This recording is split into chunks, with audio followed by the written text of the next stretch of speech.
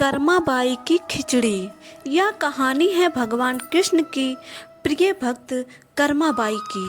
कर्माबाई बचपन से ही अपने पिता जीवन राम को कृष्ण भगवान की पूजा करते हुए देखती थी। वह कभी भी कृष्ण भगवान को भोग लगाए बिना भोजन ग्रहण नहीं करते थे।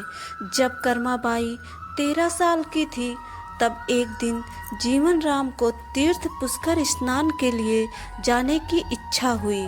साथ में उनकी पत्नी ने भी पुष्कर जाने की इच्छा प्रकट की। जीवन राम अपनी बेटी को भी ले जाना चाहते थे, लेकिन दुविधा यह थी कि अगर वह सब घर बाहर चले गए तो भगवान कृष्ण को भोग लगाएगा कौन। तब जीवन राम ने इस नित्य कर्म की जिम्मेदारी कर्माबाई को सौंपी और कहा कि देखो बेटी कर्मा, सुबह भगवान कृष्ण को भोग लगाने के पश्चात ही तुम भोजन ग्रहण करना। कर्मा ने भी अपने पिता की हाँ में हामी भर दी। अगले दिन सुबह कर्माबाई ने उठकर सबसे पहले गुड़ और घी डाल के बाजरे का खिचड़ा बनाया और भगवान कृष्ण की मूर्ति के सामने रख दिया और बोली, भगवान, मैंने आपका भोग रख दिया है, आपको जब भूख लगे तब खा लेना, तब तक मैं घर के काम पूरे कर लेती हूँ। इतना कहकर कर्मा अपने घर कामों में जुट गई। काम करते करते बीच में आकर देखने पर जब कर्मा को ज्ञात हुआ कि भगवान ने अभी तक खिचड़ा नहीं खाया है, तब उसे संदेह हुआ कि शायद खिचड़ी में घी और गुड़ कम है, इसलिए भगवान कृष्ण भोजन ग्रहण नहीं कर रहे हैं। तभी कर्माबाई ने खिचड़ा में थोड़ा गुड़ और घी मिलाया और मूर्ति के सामने बैठ गई। वह बोली, भगवान, मेरे पिताजी जब खिलाते हैं तब आप खा लेते हो, तो अब क्यों नहीं खा रहे हैं? और अभी तो पिताजी बाहर गए हैं, उन्हें आने में बहुत दिन लगेंगे, तब तक आपको भोग लगाने की जिम्मेदारी मुझे दी गई है, इसलिए जब तक आप भोजन नहीं खाएंगे मैं भी कुछ नहीं खाऊंगी। इस तरह जिद पर अड़ी रही नन्ही कर्मा की प्यारी बातों से कृष्ण भगवान का सिंहासन डोल गया और फिर मूर्ति में से आवाज आई, बेटी कर्मा, तुमने पर्दा तो किया ही नहीं, तो मैं भोजन कैसे ग्रहण करूं?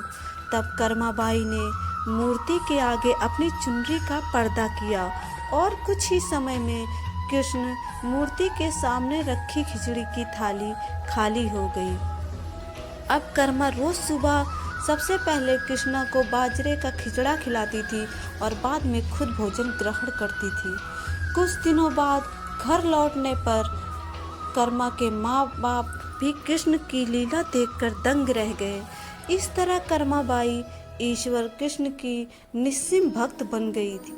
अपने जीवन के अंतिम दिनों में कर्माबाई भगवान जगन्नाथ की नगरी जगन्नाथपुरी में एक कुटिया में बस गई थी। वहाँ पर एक दिन कर्माबाई की कुटिया के सामने एक तेजस्वी कांति बालक आया और उसने कर्माबाई से कहा, मुझे भूख लगी है माँ, खाना दो। उस वक्त भी कर्मा अपने भगवान कान्हा को खिचड़ा का भोग लगा रही थी। कर्मा ने उस बालक को भी खिचड़ा खिलाया। उसके बाद से वही बालक हर रोज कर्मा के हाथ का खिचड़ा खाने आता था। यह सिलसिला कई वर्षों तक चलता रहा।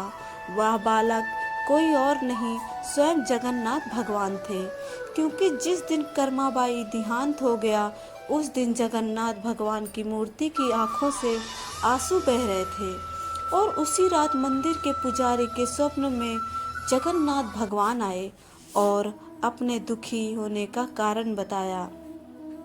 पर उनकी परम प्रिय भक्त कर्माबाई गोलोक सुधार गई है। मैं रोज सुबह उसके हाथ की खिचड़ी खाता था, अब मुझे खिचड़ी कौन खिलाएगा?